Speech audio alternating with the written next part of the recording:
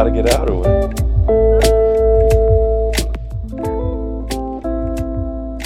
I like meeting new people. I like doing new things. Life's too short to sit around and be stagnant about. Okay. But you're actively trying to do stuff. Absolutely. How'd that come about? Truthfully, Yeah. I spent the first 50 years of my life in a life that I didn't want to live, inauthentic, holding up an avatar for everybody to see. Finally broke at age 50. Went to therapy, began to see what life really is. So short, so precious. I'm not constrained by religion or anything like that, but this life is the only one I have. So I'm going after it, man. You found that out at 50? Yes. Something happened or the number just got you? Well, if we talk about trauma, we're talking about childhood trauma, then 3 divorces and military. And then when I was 35, some kid came to LA and rented a car on a weekend and came up to Bakersfield and drove at 120 miles an hour and slammed into me and killed my kid. And at age 35. So at that point, being from West Virginia, being in Appalachia, is a lot like the Hispanic culture. It's very cloistered. It's very, excuse my language, just fucking suck it up. You know, if you're a man, suck it up. So I went 15 years after that car accident, after on top of the trauma that I had already seen, which was causing my divorces and my inability to attach to people and all kinds of things were going on, codependent relationships. And then the car accident happened. I spent 15 years in roughly 18 to 20 surgeries putting me back together. I'm still getting it to this day, 25 years later.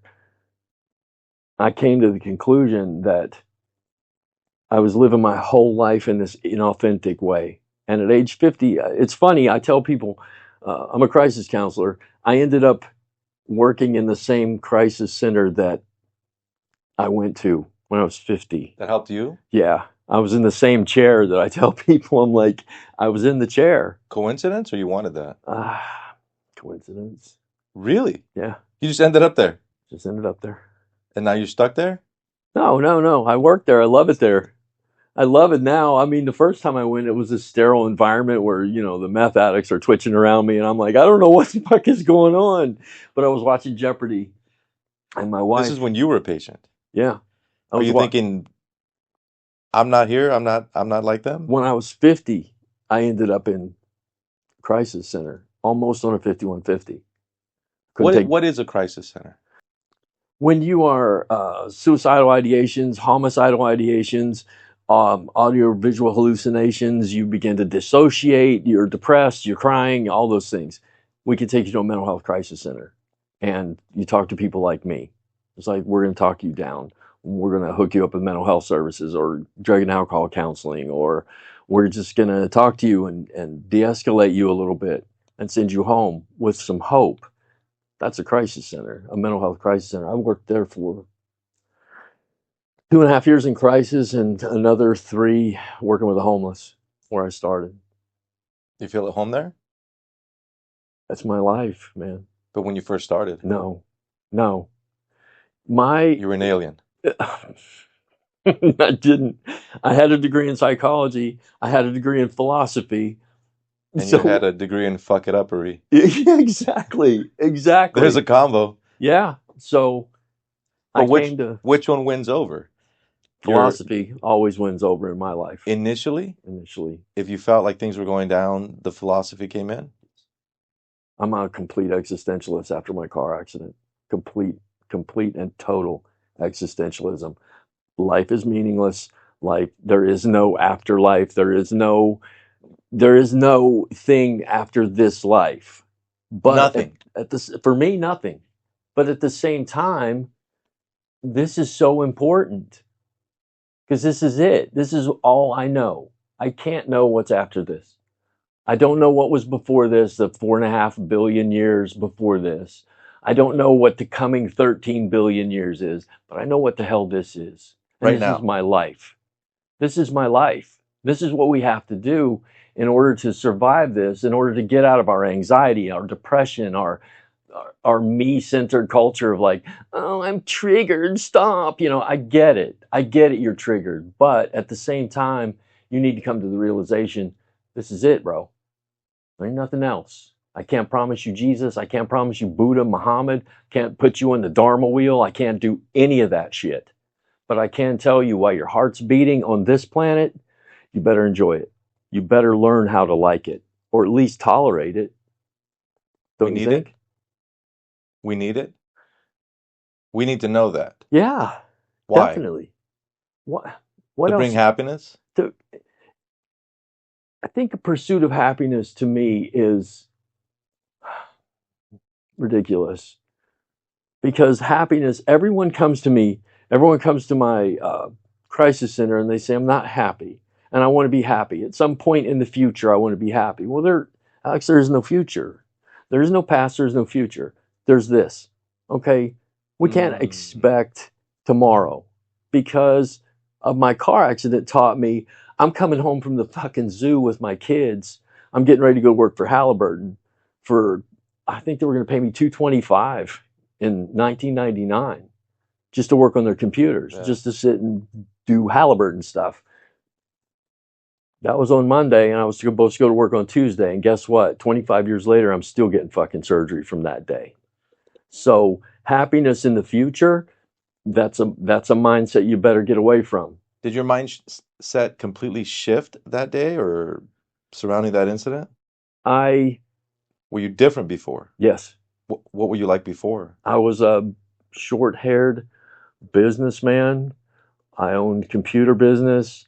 I did, the whole wife, 2.5 kids, house. I had everything, the boat. I had everything I was supposed to have, the This motorcycles. was not you, who you are today. No, definitely not. Did you suddenly shift to this? Or was there a fade No, through? sir. The first 5 years after the accident was more or less just surgery after surgery after surgery. You're fixing your body. Yeah. What about your mind? That came later. Oh. I began to study philosophy in 2002. I went to class at Cal State Bakersfield, and I was going to finish my psychology major, because I had started earlier in my life when I was 29. So when I was 37, I started back, and was going to be a psychologist. Because I guess, okay, I didn't know what else to do. I'm busted up. I'm in a fucking wheelchair. Okay, I understand trauma. Let's go for that. And then a professor of mine, thank God, Dr. Paul Newberry, he came in. He was the quintessential philosophy professor with the patches on the elbow and the tweed jacket, Cool, and cool he sat in, vibes. cool vibes, in his 60s. And he came in, he leaned on the desk, he leaned back against the desk, and he crossed his arms. And he looked around the room. He didn't say anything. We were all silent. He goes, everything's fucked up until it's not.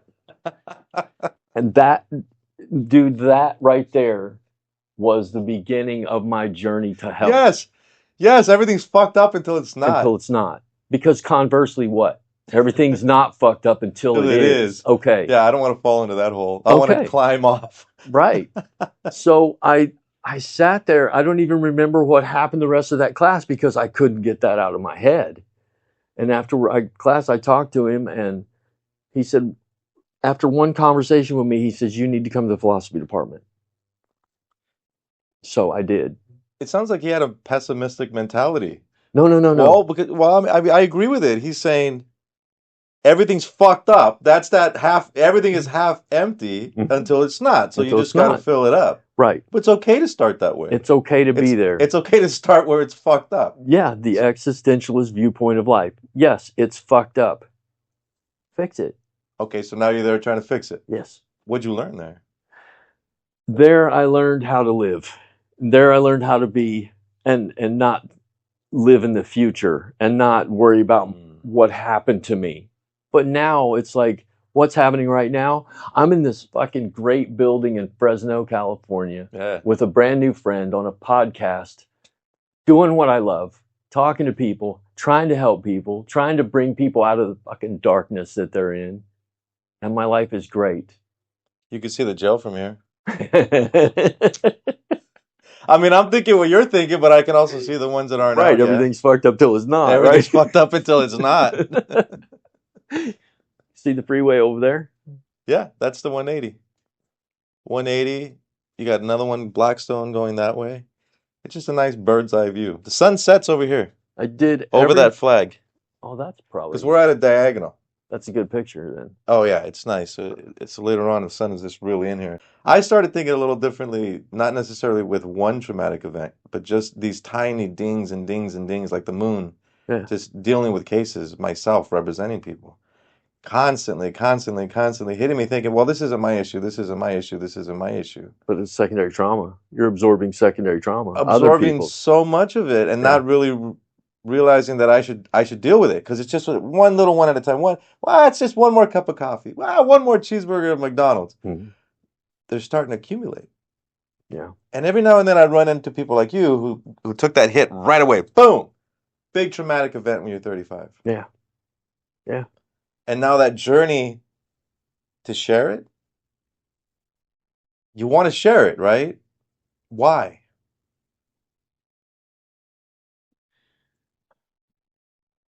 Let me tell you what I learned about trauma first. And I learned this from a 4 or 5-year-old little girl about 2 years after my devastating car accident. I mean, you broke 37 bones, people were dead, there's all kinds of memories that happened. And I was really angry because people would say to me, oh, he's in a better place, or, oh, God had a reason for that. And I'm like, what kind of fucking God would do this, So everybody would say, that's horrible, that's horrible. I get it, I get it, I get it, until I was just like, you don't fucking get it, okay? Because I didn't get it until it happened to me. And now I've got this information that I can't tell you about. I don't know how to tell you. And you look at me and you say, why? I get it, I understand. And I'm like, no, you don't. And a 4-year-old little girl, and she overheard me tell what happened to me, and she came up and she literally did the little girl thing. And I looked down and she says, I understand it. I'm sorry about your son. I get it. My hamster died. And that hit me like a ton of bricks, bro. I mean, seriously. Yeah. Because here's a little girl, and that's her trauma. That's her equate. That's her that's how she worst thing. Right. So, yeah, maybe she did understand me. Yeah. Because worst things. Worst case scenario. She went to sleep, said goodnight to the hamster. And she woke up and it was dead, and it was fucking devastating to her. And she said I'm sure she grieved like that. But at that point, I thought, okay, people do understand my trauma. Mm. Your worst thing that happened to you is the worst thing that happened to you. And that's what this is. Whether or not it actually equals objectively, right. It still is your worst trauma, and that's my worst trauma. Right. So what is my worst trauma? That's the only way I can try to feel what you felt. Right. Without actually feeling it. Right. You accepted that, though. Yes, sir. Absolutely. You weren't able to accept that before. No, I was so angry when people would tell me, get the fuck out of my face. Yeah, man. It's like, oh, God has a reason. I'm like, what kind of a sadistic bastard would do that?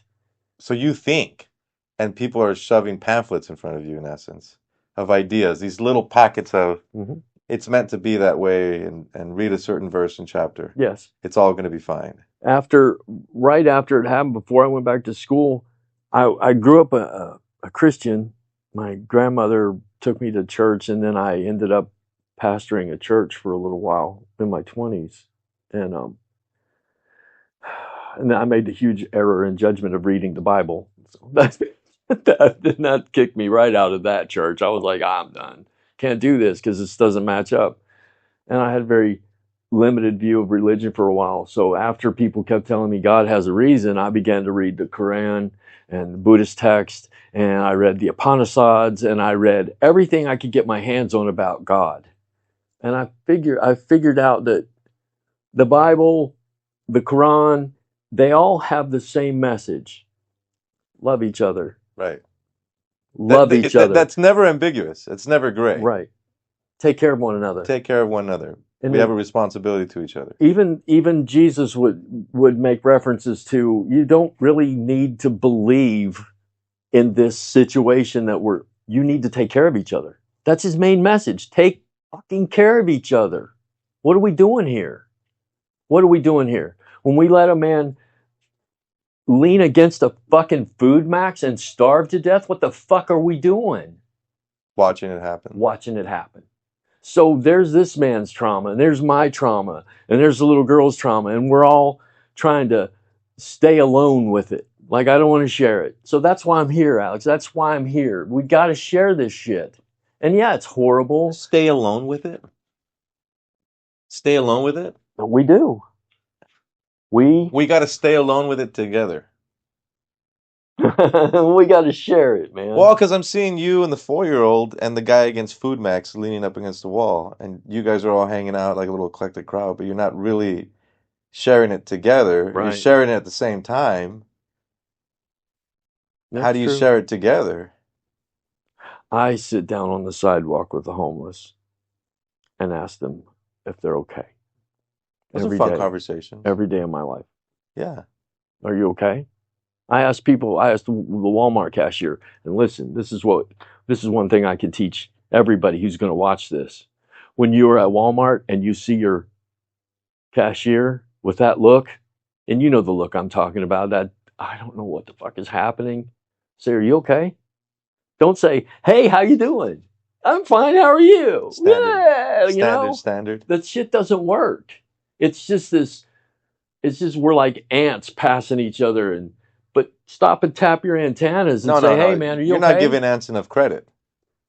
We're not as good as ants. We're not as good as No, ants. they're tapping each other and giving each other some conversations and some direction. That's what I was saying. We're not even doing that. We need to stop and do that. Hey man, are you okay? Are you all right? I'm actually not. I'm trying to figure it out too. Many of us aren't okay. But we've been told. Well, we want to present our best on the internet. Oh. And then when we see each other in person, we have to live up to that internet. How old are you, man? 42. Okay, you remember life without the internet then. Barely. I graduated high school and we didn't have the internet. And then I went out into the world to become a man and become an adult. And the internet came around at that exact same moment. Oh, I'm so sorry. Right. September 11th, Y2K, the internet was born, Yahoo, AOL. That's what I came into. You got mail. But I remember playing outside, and that wasn't a thing. My kids are playing outside, but the internet's there, and it'll teach them about what they're looking at. But I still remember the time when that didn't exist. But what about... My grandpa taught me. My grandparents raised me because my mom dropped me off. And so my grandparents were my parents. And I was raised by old school people born in fucking aughts, Right. Way back in the day. Right. Yeah. And he taught me a lot. But that doesn't exist anymore. I know. There's a YouTube grandpa. There could be YouTube grandpas and YouTube parents. Right? You click on it and you say, well, I want to get yelled at today. I want to be praised today. Because you can't just walk over and go hang out with grandma and grandpa anymore. No. We don't live in that type of village. We live in these freeways and these highways and the internet. Yeah. I'm not a good grandpa. I have 7 grandkids. I don't know them very well. I have never been a good grandpa. Ever. What if they were here? I live in town with them. All of them. What do you think makes you not a good grandpa? My inability to connect with children anymore. Is it those children or children? Children. Children. Yeah. And they don't annoy me.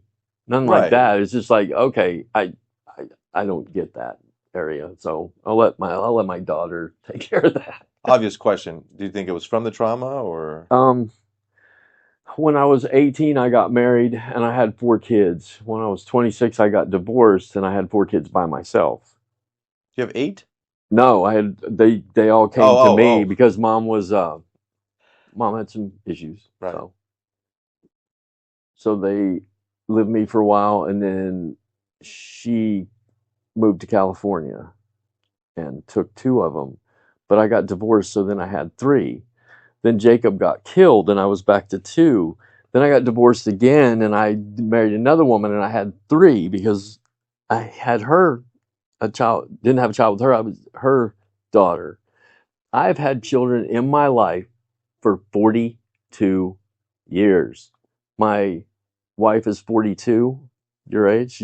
She's 44, and her daughter just turned 18. So I've had children in my life for 4 decades. I'm done. I'm done. I don't want to do it anymore. Maybe your challenge could be learning how to speak to a 4-year-old.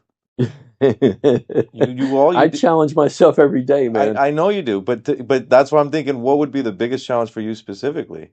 You were able to connect when the 4-year-old gave you a message. I totally get you with the idea of it's hard to connect with kids sometimes, Yeah. especially with what you went through.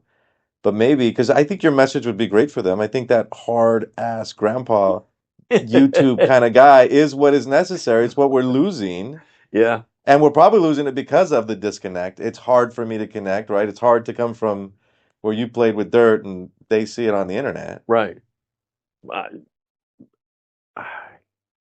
How would you teach them what you're telling me about life and living it now and forgetting about the future to a 4-year-old when all they know is everything ahead of them? I know, man. I know. And it causes such anxiety Yeah. constantly. It's like live your life. Do what you're supposed to do. I mean, don't become the, I'm triggered crowd. Don't do that. But go get your job, go do your thing. Don't expect everybody. The internet has given this expectation to everybody that they're going to be a millionaire. Everybody's going to be a millionaire someday. Well, who goes on the internet and says, "Look at me. I'm doing great. I'm doing I'm good." average. Right. Do you want to join me in this endeavor? Send 2 cents per month for the rest of your life, and I will teach you how to be average. Right. And if I can get 100,000 people to do that, Maybe you'll get enough for some cheeseburgers. Yeah, maybe you get enough for a cheeseburger too. Yeah. I don't know, man. I bet you'd have way more fun than the guy who sold a pipe dream of just fake gold and fake future earnings because if you do this, or that, or give up this, or that, that guy's not happy. Oh, have you gone through that stage yet of where you're following the guy. motivational I think that counselors? was before. I think because I've been an attorney so long, the motivational stuff, I see the gimmick. I feel Yeah. because you can give it yourself even to a client. You can start, well, if we do this or that, I'm like, wait a minute, I'm just fluffing you up right now. I'm not really giving you any information. Right. So then I start to not fall for it in my own self. If I'm really trying to improve myself and make myself feel better, I'm not going to go, oh yeah, that sounds like a great idea. That car needs a bumper to bumper warranty for 17 years, right? Like, nah, I know that's not really reality. So that motivational stuff didn't really get me early. It got me hard, dude. Did it? I spent like YouTube stuff? I just got out of it about a year ago. I spent 5 years. Well, more than that. I guess my early 50s, I stepped out of the shower, man, and the day after Thanksgiving, and I stepped out of the shower and I looked up and I saw this pasty faced fat man. And I was like, you get those revelations where you're like, holy shit, what happened to me? I weigh 240 pounds. I'm pre-diabetic. I got heart problems. You didn't recognize yourself? Didn't recognize me. Well, you don't look that way now, but you also saw something you didn't like and you changed it. So went online and started looking and got involved, got too deeply involved with like the David Goggins, that kind of shit. It's like, I'm out here running 100 fucking miles on broken legs, motherfucker. What's wrong with you? Ah! And I'm like, okay, I got it. I'm here. Because I got hardware in my legs and hardware in my arm and hardware in my neck, so I'm not supposed to be out there running, soul, but I do anyway. And that motivational stuff pushed me to develop the discipline that I had when I was in the Marine Corps, and it reawakened. Okay, but the discipline is good. Oh, definitely. That's good for your brain, though, too. Yeah. Maybe just don't use it too much on your body. What's it called? The mid-cingulate cortex, where the discipline comes from. Those are big words. You can actually develop a piece of your brain towards discipline. And I've been doing it so long. Now I've been doing it for 5 years. So you dedicate a portion of your brain to say you are now in charge of discipline? Yes. So that one yells at you on a Saturday morning when... Not so much anymore as it does. It's just that voice in my head that goes, get up. Get up. It's time to get up. Yeah. This is what we do. Yeah. This is not optional, Bobby. Get up. Bobby. Get up. I heard this guy at the casino the other day. We were celebrating something. He just kept talking about, life ain't all about sunshine and rainbows. Right. He just kept going over the Sylvester Stallone The line. Sylvester Stallone Life from will pick you Rocky up and 4. spit you out, It's not how hard you can hit, it's how hard How you you could get get hit. hit Yeah, and it's keep moving like, forward. How much you could take I and know. keep moving forward. That's how winning is done. Well, let Yeah. me tell you, man, it's fun. It sounds funny now, but a couple, 3 years ago, that shit was in my head. It was in my headphones as I was out running and working out. Well, it may have at least picked you up, even if it was just like a fake energy drink. It Right. may have been the little motivation you need to at least get up. Yeah. But And then your brain took over and you it said, did "Wait a develop. minute." It did develop, though. It did give me this. Okay, I have worked out of the last 96 hours, I worked 48 of them. And I got up every morning at 4:50. I ran, I worked out, meditated, shower, work, home, get ready for the next day. I do that in a cycle. And then my day off, I get up at 4:50, go run, work out, meditate. And at 7 o'clock, I'm like, okay, I've spent 2 hours working on me, and that's legitimate. I can legitimately say, now I'm going to go do what I want to do. I worked on myself. Yeah, I feel like that when I go camping. Yeah.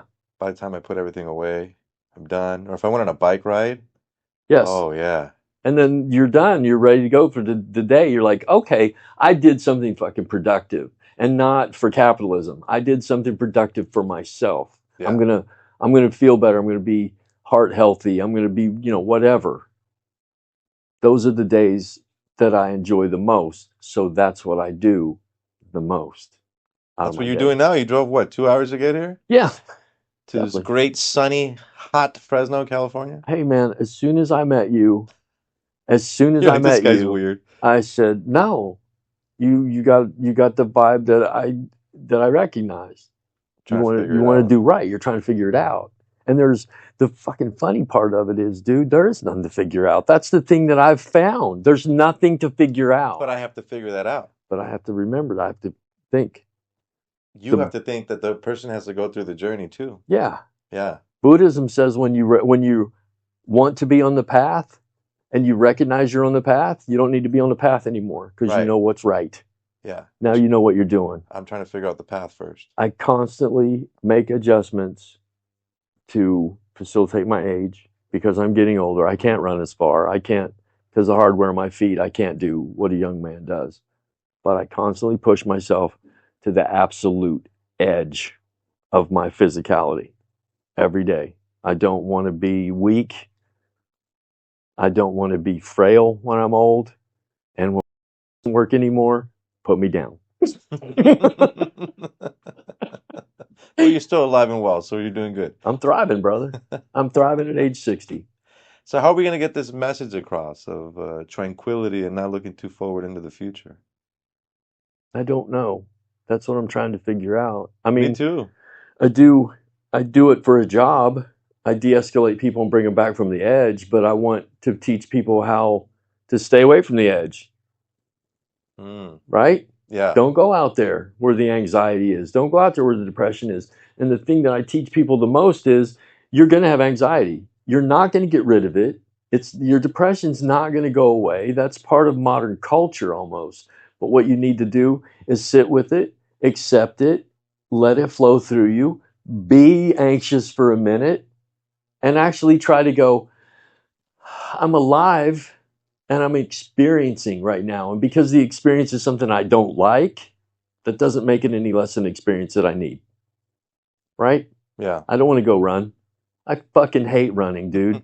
I hate running. I you hate have to. getting up at 5 a.m. But when I do it, I don't hate it anymore. When I'm up and running, then I catch that endorphin rush when I get to the quarter mile and I'm like, yeah, man, I did it again. I'm proud of me.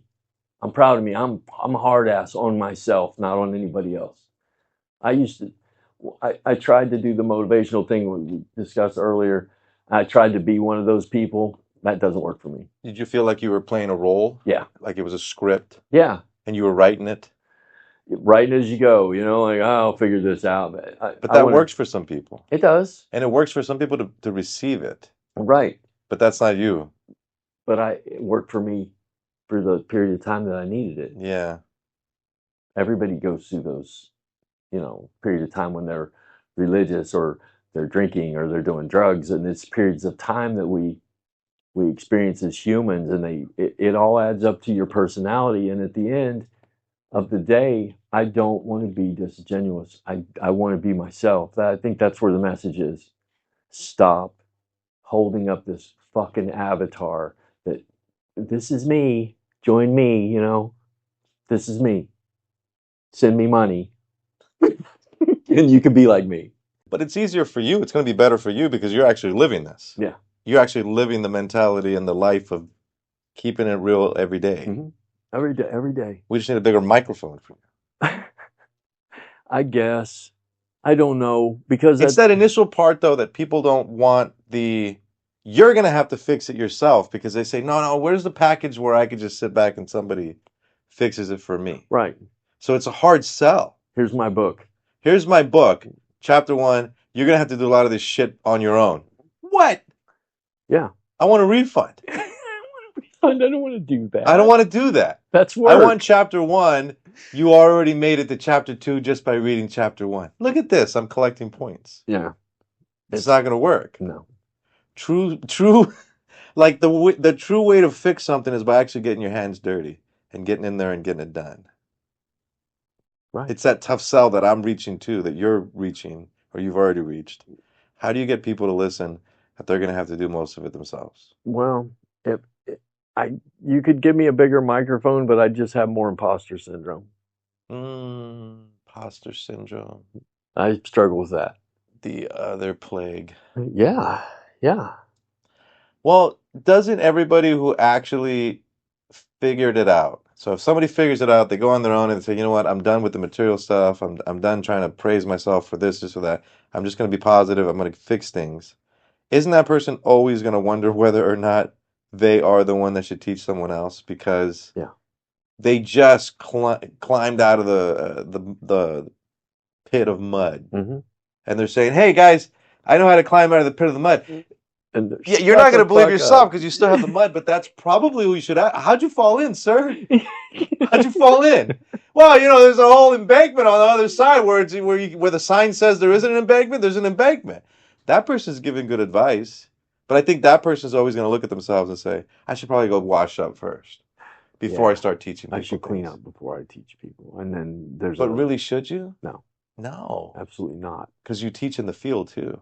Because when I can see you when you're dirty and scarred up, I know you fucking fought. Right? Right. But if you come in with a suit and you're all cleaned up, you're like, what did you clean off? So we all fight with that imposter syndrome. All of us. I mean, no matter if you're a school teacher, a lawyer, a crisis counselor, all of us come up against this. Wow, am I really helping, or am I really, should I be doing this? Should I say that? Or why am I helping people when I'm a fucking disaster myself? What's going on here? We all fight with that. And if you don't fight with that, I think maybe you're mentally ill. The irony of it all, right? Right. Because somebody would say you're the mentally ill person for fighting with that. You doubt yourself in order to learn more. Right. If I'm not doubting myself anymore, I'm done. I'm not learning. Yeah. I'm done. I've hit all the charts. Right. I'm good. My wife's been a teacher for 12 years now, and she just went to a seminar to teach. She's taught high school and middle school kids, and she always made fun of elementary school teachers. She was like, what are they doing, playing with blocks and teaching them their ABCs? Well, she went to a seminar about how to teach kids how to read. Blew her mind. She's like, totally misjudged that whole situation. But she's open-minded enough to go, well, hell, I was wrong. And I think that's a huge part of my life. I'm able to just go, okay, I was fucking wrong. Can you make a shirt like that and sell it? Okay, I was fucking wrong. I have a t-shirt company. I can do whatever I want, bro. Okay, I just want, okay, comma, I was fucking wrong. I don't think anybody's going to look at you bad. They're going to go, okay, sir, what were you wrong about? Most everything. I don't think anybody's mad at you at that point. No. I made this one. It says, I hope you can heal from the things you don't want to talk about. Free hug included. I'm a crisis counselor.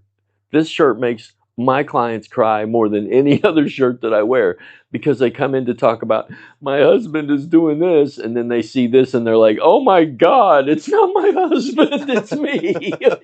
Yeah, it is. It is. You're responsible for your life. That's what I want to teach people. I think that's basically what I want to teach people the most. You are fucking responsible for your life. Nobody's coming to save you. No. Nobody's coming to help you. Nobody's going to hand you anything. You got to work for it. And you are going to feel good about yourself when you do that.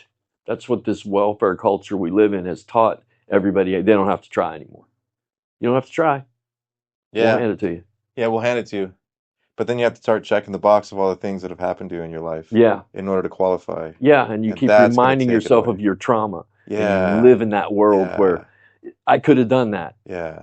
To this day, people were like, "That's the most horrible thing I've ever fucking heard." And I'm like, "No, not really."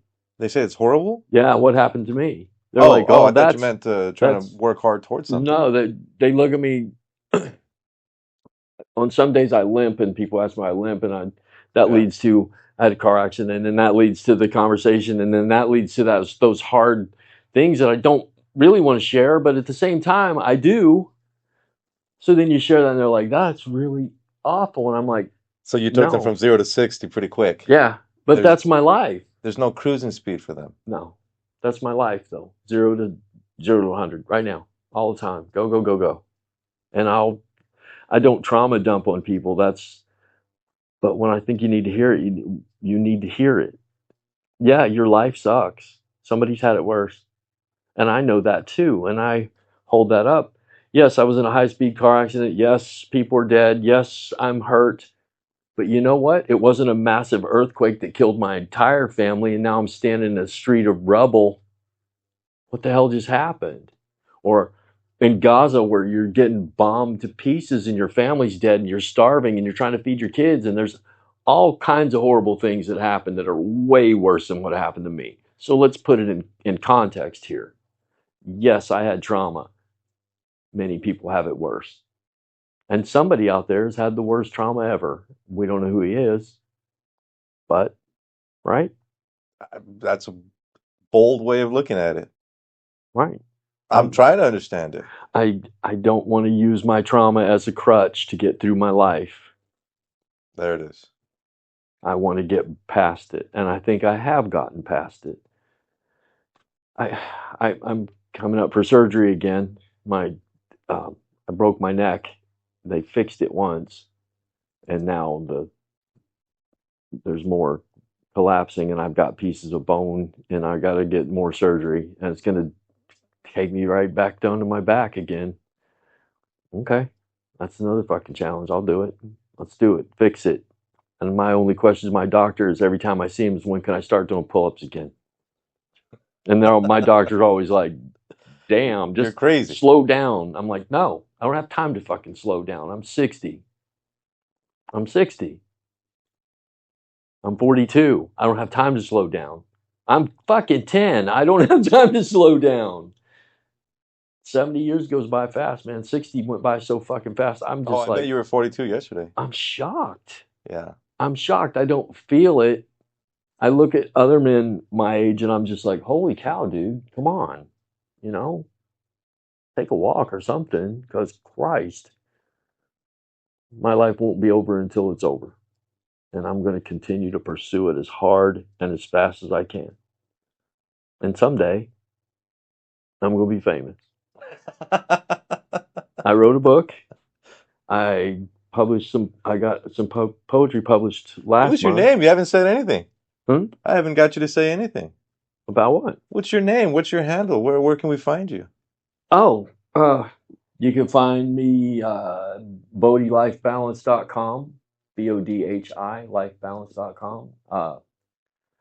Bodhi bass player on Instagram, because I play guitar sometimes. I want to learn more, but You got some inspirational videos out there, though. Yes, sir. Where did I find those? Those are at, on my Instagram.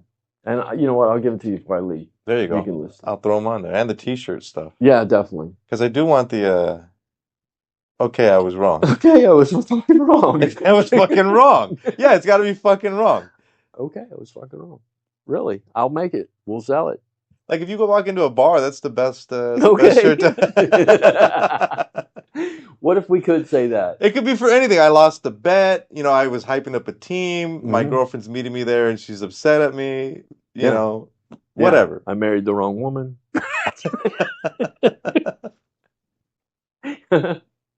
I'll make the t-shirt for you, man. Definitely. No, I want people to understand that this life is all you get. And that should fucking terrify you. That should terrify you. That does terrify me. I try to avoid that part and hope that there's a mulligan, that there's something else we're building towards, and maybe this has some credit somewhere else. Uh-huh. But then when you place it that way, you're right. If that's true, what are we doing? Maybe this is it, Alex. Yeah, and then we're sleeping in on a Saturday morning. Maybe all the things that happened to us before that we can't remember before we were born, whatever we were born into or as. You're stressing me out now, my friend. No. You want to do some box breathing? What's box breathing? Box breathing is inhale for 4, hold for 4, exhale for 4, and hold. And then inhale again. So hold. I could try that. Yeah, box breathing resets your. Oh, this is all just coming back in. Isn't it? That's fine. I like awkward pauses. I like awkward lives, man. Yeah. But some people get anxiety about their awkwardness, and then they get caught in a cycle. I used to find awkwardness in my awkwardness. And then I started realizing that when I started asking people like, "Oh, did I do something wrong with this or did I do something wrong with that?" And they're like, "No, why do you keep asking me?" You know? Mhm. Oh, okay, never mind. So then I'm it's like almost like I'm taking a survey and did this or that? That becomes the wrong. Like, why are you always asking? Why do you seem to not understand what's happening? And if I just am normally awkward, that becomes my baseline for people. Okay, yeah. And then they say, well, it's just him. And then you're an interesting character. Or I'm just living my life and I'm not worried about who's around me. Right. Unless they want to interact. You got to be around honest people to live that life, though, because people wake up like a person. I had a client come in and she said, "I don't think my husband loves me anymore." And I was like, "Okay, let's talk about it." You know, and she goes, "Yeah, well, I woke up in a bad mood, and my husband asked me what was wrong, and I said nothing, and then later on, he asked me again. He said, "Are you sure nothing's wrong?" And she said, "I told him no, nothing's wrong." And then I was waiting on him to ask for the third time, and he never asked. Yeah, I saw the look on your face right there, right? The realization of just be honest. Just say if something's wrong, say something's wrong. So if you're living the life playing with the same deck of cards, right? If you live that awkward life and you're asking people, "Is everything okay?" and they're not telling you the fucking truth. I'm like, I don't know. What happened to Larry? He was fine yesterday. He was cool. Sometimes I get into people's way, you know, and I start to ask too many questions. And I feel like it starts to become, well, why are you asking? You know, it's a little intrusive or judgmental. Right. When it's not. It's, well, I mean, at least I think for me, I'm genuinely trying to understand. And when you genuinely try to understand, there's way more questions than there are answers. Right. If you just say, "Oh, that's what somebody said," "Oh, yeah, sure," well, you just take it at face value. You have no follow-up questions. There's not much that you really understood. But to me, I say, "Oh, well, you said that for a reason. So I didn't understand this, this, and this. So I have some follow-ups." And then it seems to be, "Wow, why are you looking into this?" You know, well, it was just seemed like to be. Then I have to, "Oh, Alex, the statement was probably vague because they were not trying to disclose information." Right. Moron. But I'm 12 questions in, you know, and they're just like, "Oh, this guy's just nosy." And I'm like, "You want to get something to eat?" So, you know? Did your father touch your butt? Oh, like, no, man, wait. Like, geez, I don't know what you meant why you don't like those kind of pants. You know, I don't know. I don't. What do you mean? That's just the size or, you know? Well, when I was little, my mom bought me a pair of pants like that, and I hated it. And I got bullied at school, and like, okay, See, I don't need all that. like then never mind. I shouldn't have asked so many questions. I don't know. But if I just let the awkwardness be and the awkwardness is, and people say, "Oh, okay, well," I don't think I have to say anything. Sometimes people think they have to. You sound like an artist. You an An artist? artist, Yeah, like a painter, painting, drawing, I I photography. give up on everything. I'm like What? project. Why do I give up? Yeah, is that too intrusive? No, I don't know why. I lose interest. It's not your thing, then, right? No, it is. I just lose interest, and then I have too many things going on. Too many little fires that I started. Okay, I remember this in my life. Can I teach you something? Sure. You don't Okay. mind that leaf hugging you, right? I feel like you guys have been like getting He's along my real good. buddy. Yeah, it's your buddy. That it He's my just every buddy. time you say something, and I felt like you were getting a little sad. He just kind of started patting you on the shoulder. I'm like, what's happening? I'm Dr. Doolittle of the Yeah. plants. No, Let me teach me. let me Teach me. teach you something. You have a lot of things on your plate and a lot of things you want to do, right? Yeah. Of course you do. You're a human being. You live a life of go go go. I can tell. I So you have to. want to. I want to be a photographer. I want to do this. I want to learn Spanish. I want to fucking learn the guitar. I want to fucking that. I Yeah. want. I want. I want. So I started to do all that, and then I would work on things for a minute, and I'd be like, I'm going to do this for a while over here, and then I'll come back to this. Right. I realized, and the most prominent one was Spanish. I grew up in Tucson, so I wanted to learn Spanish. I never did. Mm. So I spent my whole life saying I'm going to learn Spanish. I bought fucking apps and books. I went to classes. It was like it never stuck. And then I fucking realized I'm more in love with the idea of speaking Spanish than I am with the idea of fucking learning it. I don't want to learn it. I just want to do it. And I can't do that, so I abandon it. Ah. I'm more in love with the idea of X. But it takes a long time to do X, to learn Spanish or learn a guitar or write a book or all these things that people want to do that they can't seem to motivate themselves. And then it becomes this anxiety inducing Yeah, because now I have beating to. Now I'm yourself tasked up. with getting this done. I don't even know Yeah, why I'm getting into this hobby or right. whatever. I've been trying to learn Spanish for 15 years. What the fuck is wrong with me? Well, Yeah, but there's you're not nothing really wrong with you. motivated to do that. You didn't want it or you would So, have done it. so for the longest time, I've been wanting to get a message out. That's what most of this is, right? And I've been hanging out with people who also like to kind of get a message out. Okay. I haven't lost interest in that. I've just noticed how intrusive it could be Uh-huh. because with my schedule. It's not just putting cameras up, it's also editing, it's also getting the data. Right. It's a lot. Yeah. I And did 60 episodes, man. And it's like, yeah, it's a vicious. so I was like, oh, I'm gonna lose interest. I already know it. But the idea I didn't lose interest in. So now I'm trying to figure out how to make it easier, make it easier, make it easier on the physical side because I'm still not, I still have interest in the idea Okay. and I still want the idea there. Yeah. But it hasn't been honed down. It's not really down to what it needs to be. But you're working on it and you're Yeah. cutting out all the crap and then you don't need perfection anymore. You're like No, good enough. I'm never going to reach perfection. Okay. Good enough. Right? The Good Enough podcast. Yeah, we call those thoroughly wrong.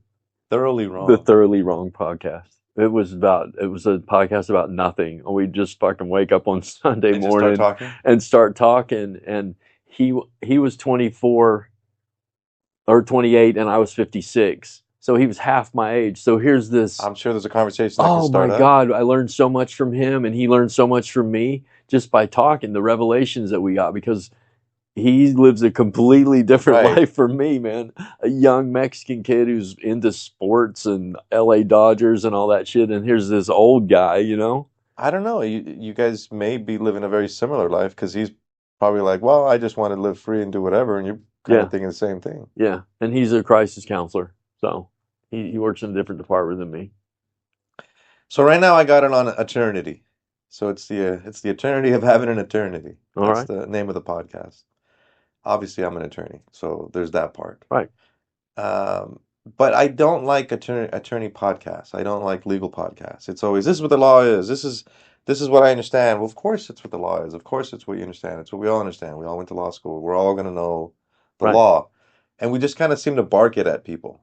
Yeah. This. If you're in a situation, do this. Now everybody thinks they shouldn't roll their window down or talk to a police officer ever at all, and could be creating an even bigger problem. It's this general, what's the answer? Let's just do it that way. It's not my thing. Right. That's the motivational podcast. They do the same thing. This is what to do. This is what to do. It's not because to me, it's not about what to do. It's about why are we here? Why are we in this situation? If you start to learn why you're in that legal situation, that legal problem, or any problem, Right. then you can start to understand how to figure out solutions for yourself. Right. Instead of remembering what did that lawyer say or what did they say in law school. It's not about that. It's about do you remember what to do when you get into a certain situation? And that's what lawyering's about. And I never understood why people or attorneys, why we don't present it that way. Why don't we ever present it from the perspective of we don't have all the answers. There's not a million books in here. There's a bunch of books in the conference room, and there's other books that we don't read. We dust them. Right. Because the problem isn't just found on page 37. The problem is from the knowledge of everything. Right. That's how the solution is found. So how do you present that to people on the internet? How do you say, well, there's no real answer. It's this. So I've been just recording conversations. Here's another conversation with individuals who are connected to the legal field in some way and counseling, trauma, what people are dealing with when they leave their attorney's office or right before they get to their attorney's office is stuff we don't really think about. We kind of hear about it. Oh, yeah, how's your life? Sure, I just need a phone number, an email, somewhere I can contact you. Yeah. Where are you going to live? I don't know, but we come back in 2 weeks. Whether it's under a shed or not, I need you to come back in 2 weeks because we're going to figure something out. And we just kind of forget about where they go and where they head to. You send them to me. Yes. So I'd like to discover who these other people are that are involved with the same people that I'm involved in. And it's not just attorneys, and it's not just the law. It's the human side. It's the what are we actually feeling? Like, what are we actually trying to fix? I can keep fixing clients through numbers Right. and jail time and innocent until proven guilty, but that didn't save them. They Right. may just land with you or hit a railroad track. I don't know if they're going to come back. Right. They may end up. And maybe they didn't come back because they were successful, or maybe they didn't come back because they were not successful. Or yeah, maybe they came back because they thought you were what they needed, and then you gave them the thing that you had, and they go, that's not it, and they just wander off. And I get it. I do that all the time. I get Yeah. homeless people all the time who come in, sign up for mental health services so they can get a fucking burrito, Yeah. basically, Yeah. and then Am I going to listen wander to the off. rest of this? Maybe not. No, The they burrito never. got me some interest. The burrito got me what I wanted, was my belly full at that moment. And then there is no thought of how am I going to get off the street. It's how am I going to eat today. Right. That's the thing. And there's a big difference between not believing there's a future and not planning for it. Right. Because it's coming. You might die tomorrow. You don't know. But if you don't, you got to make a plan somehow. You got to get a job. You got to go educate yourself, pick your fucking grocery store, find your style, do what you're doing. But there's no guarantee it's going to work. I called the orphan killing machine what you're talking about. What's that? The orphan killing machine is this idea that the last 3 minutes of the news, little Billy, who's dying of cancer, uses his Make-A-Wish Foundation wish to feed the homeless. Everybody goes, oh, but nobody asks about the orphan killing machine. Why are there fucking homeless people? The idea is, okay, here's the orphan killing machine, and we got to save the orphans from being killed in the orphan killing machine. Wait, did somebody ask why there's an orphan killing machine to begin with? That's what you're talking about. Exactly. We don't ask the questions of what caused this. No. We're just going to fix it. It's They're going to just, come to you and say, I got this legal problem. And you go, okay, A, B, C, D, E, and send them on their way. But you never said, why are you having why this do you kind keep of having fucking these legal problem? problems? Yeah. Yeah, the Well, orphan you killing should. machine. We always should. We should. But when you have a person in crisis or who comes to you, they're in fucking trouble, right? Yeah, they come to me, they're in fucking trouble. And you start to ask them about their crisis, they want to shut that shit down. Mm-hmm. Fix the fucking problem. I didn't ask you to ask me how I got into this. Right. Fix it. Right. Well, I can't fix it without you telling me what's going on. Because the pipe may be busted here, but it may be busted somewhere else too. Exactly. I need to know about the whole system. Right. Which goes back to what you were saying.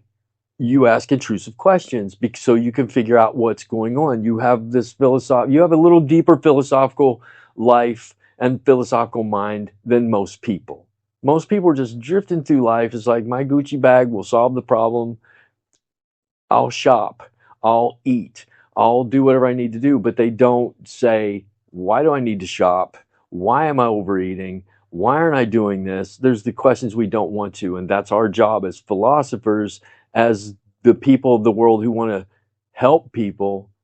They've got to understand that, again, and I say it over and over again, no one's coming to save you. Nope. Dude, it's you. You're your own fucking problem. You're your worst problem. When you get up in the morning, you look in the mirror, there he is. That's your problem. Fix him. Fix him. And you'll fix a lot of stuff. You can't fix everybody, but a lot of people are going to look to you. A lot of people look to me, which goes again back to my self-doubt. But a lot of people look to me and they're like, dude, you really got it together. You know, you're in shape, you eat right, you're disciplined, you exercise, you help people. They go through the long fucking list of what I am, and I have to go, holy shit, yeah. So how did I get here? I don't know. And that's what all the questions, that's why I come to podcasts, so I can talk to other people. I don't know how the fuck I got here. The same things happen to thousands of people just like me. Car accidents where they fucking give up. A mom loses a child, she gives up. Right? Why?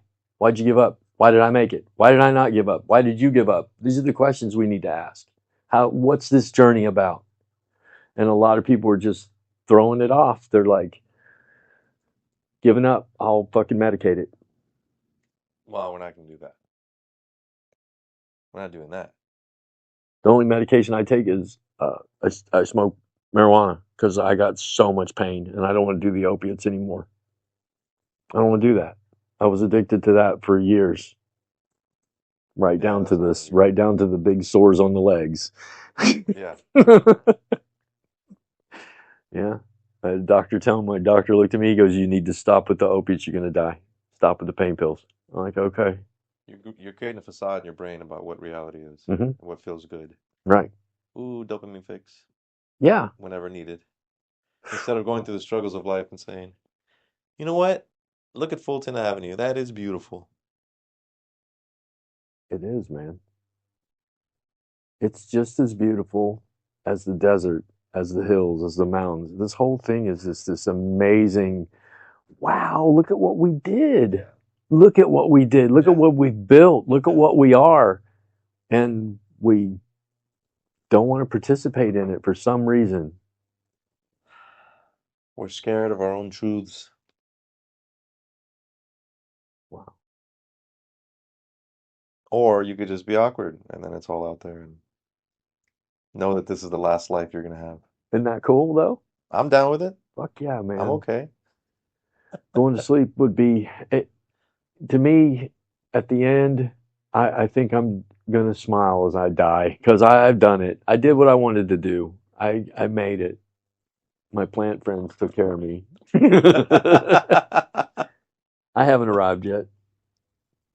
I haven't arrived. I don't think I ever will. I think that's the beauty of the journey. There's no end to it. What are you looking for? Hell, I don't know. I'm looking. Show me something. That's the best part. Show me something. Right? You're on the journey. Yeah. Doesn't matter how old you are. Doesn't matter where you are. This is hard. This is a hard old life, man. I tell people that all the time, and then I smile. This is a hard life, right? I mean, what do you think is going to happen? Really? You're just going to wake up and go on easy mode. You're gonna wake up one morning and be like, "Oh, Easy okay, yeah, breakfast this is and cool. yeah, This is 2 eggs cool." and a hash brown. Sure. Don't eat eggs; they're gross. See, it already didn't become easy. I know, I know, I know. I wear black t-shirts, black jeans. My whole closet's filled with black t-shirts, black jeans, and band shirts. That's me. But you're happy. I am. I actually literally tell myself that almost every day. I'll come to this realization where I'm in a crisis mode, and here's this 23-year-old girl crying to me, telling me that her dad's making her get a job and everything, and I'll just think, yeah, this is cool, man. This is okay. She came to me for help. That's got to be. That's not an ego thing. She Right. came to me for help. Look at this courageous person who doesn't know how fucking courageous they are. They just have to realize it, right? And that's what I've done. I'm a courageous person. I overcame a whole mass of shit. But you got to keep sharing it. Got to keep going. No, but you have to keep sharing Yes, it with sir. others. Yeah. It's kind of been entrusted with you, in you, Oh, wow. towards you. Fuck, dude. Ouch. That hurt. I've been entrusted with trauma. That's To share it. That is something I will teach. I will begin to teach people. Well, to share it. Yeah. You were given it for a reason to share it. I mean, if there is no overarching reason, there are still reasons for things. And, God didn't have some No, fucking cosmic I'm not thing. talking about plans. Yeah, but Just if you have, if the hot potato landed on you, it's your turn to reset the game, and yeah. it keeps going. It's going to land on someone else too. Yeah, because you're going to toss it to It them. is. That's just the randomness of it all. But you got to still keep it going. Not like, oh, it ends here, because then you could Oh, take it down with you. I'll take the pain. No, no, no. Toss it, share it. But you share the good stuff too. Mixes all in. The revelations that I got from my life are incredible. And I live for, and I tell people all the time, I live for epiphany. I live for epiphany. When they happen to me, sometimes I'll weep because it's 10 things that you've been thinking about, and all of a sudden, boom, it comes together, and all 10 things fit like a puzzle, and you're just like, holy shit, that's what I was looking for all this time. And those are beautiful moments, and I have them all the time because I read and I study and I look and I want and I need, and it's this constant struggle to get an epiphany about what the fuck is happening here. Because if you don't have it, that's when the anxiety comes. That's when the depression comes. That's when the mental illness comes. That's when all the shit comes down in your head, and you're not trying to put it together. You're just trying to avoid it. Let's not do that. Let's not avoid our trauma. Let's not avoid our mom who doesn't take care of us. Let's not avoid the daughter who's on meth. Let's fucking face our problems. You will get such epiphanies out of your anger, pain, shame, guilt, all the negative things that are happening to you. You can learn so much more from them than I'm smoking a cigarette, standing on the corner, being happy. Being happy never taught me a fucking thing. Sir. Being happy never taught me a fucking thing, dude. But you know what did teach me? Being crushed, being pissed on, being shit on, being hurt, being punched. All the things that have happened to me. It's like, God damn, man. You can lay down and go, stop. Or you can go, wow, I'm tough. I made it. I made it through it. Now, let's figure out how I can pass the message on. Let's figure out how I can help other people with this. Yeah. Your voice. Yeah. When somebody says to me, they come to me and they say, I was in a car accident and my husband was killed. And this happens to me constantly because there's so much trauma going on in the world and crisis centers are overflowing. I always say, that's really hard. I get it. But not in a way I've never lost my husband, but I tell them I have lost close family members in car accidents. and it is devastating. And I share their pain for a minute, and then they understand, oh, I'm not alone. I'm not alone. And then they come back, and they come back, and they come back until they get therapy. Perfect. Now you're in therapy. Now you can learn. You're on your way. I did my job. I'm the crisis counselor. I got you calmed down. I got you pointed in the right direction. I told you you're not alone. And now you're on your own journey. Go. Go. I'll be here if you need me. Don't get into another crisis, though. What are you going to do, man? Crisis. Like here we sitting on the largest fault line in the fucking planet. Don't get the crisis. Yeah, fuck you, man. How many stories do we have? Yeah, 8. we're dead. Yeah. Oh yeah, no, we're falling. No, easy. So listen, love your pain.